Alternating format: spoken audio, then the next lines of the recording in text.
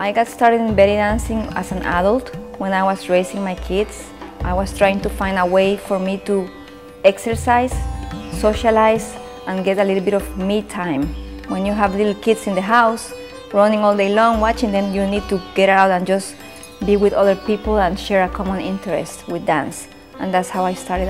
I found a local class in one of the community schools, and I became a student, and I'm still doing it. Belly dance, that's the common term for it. In reality, the real name is Dance of the Orient or Danza du Ventre, which means all this area in the stomach. It highlights those muscles. But the history of this dance is very, very old. Nobody really knows where and how it got started. Some people believe it's a fertility ritual. When women were ready to give birth, they gathered together, and among the women, they coached the women giving birth by moving the belly, undulating movements of the stomach, and that helped birth. Some people think it's fertility, to encourage women to have babies. Some people think it's religious. When women were considered goddesses before the modern religion, women were priestesses and they danced together. So it's very undefined story. Nobody really knows how it started. I've been a lover of this dance, and it has changed my life for the good. You know, it's made me a happier person, healthier, you know, and stronger.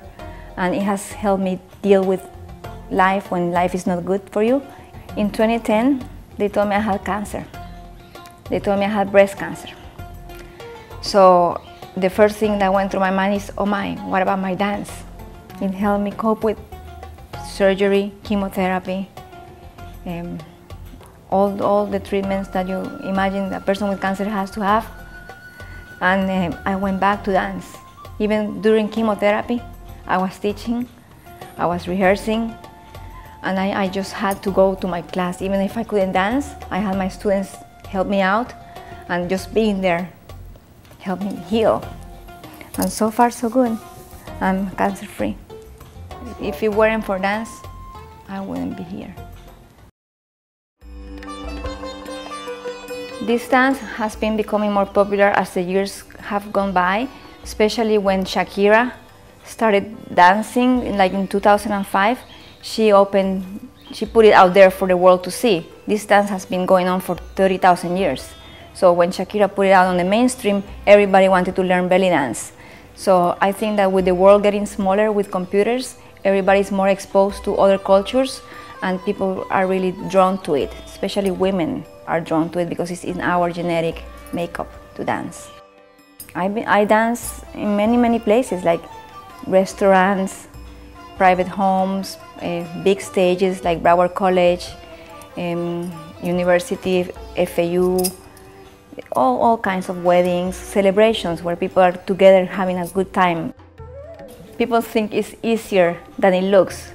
It's not easy. You need to teach, you need to practice, you need to let go, you know, like release and contract. It's a contract release of the body because it's isolation. You gotta learn to control one part of your body, release the other one.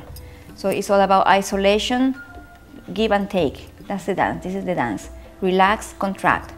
So it takes practice. It's not easy to learn, it's not easy to teach.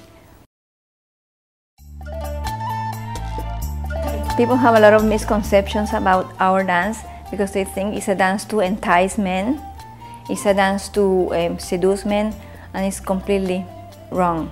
This dance is done with women, for women, by women.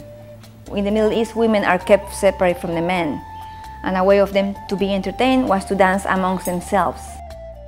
The costumes, depending on the style, the dance comes from different countries in the Middle East, so each costume is different from the region and of the style of dance.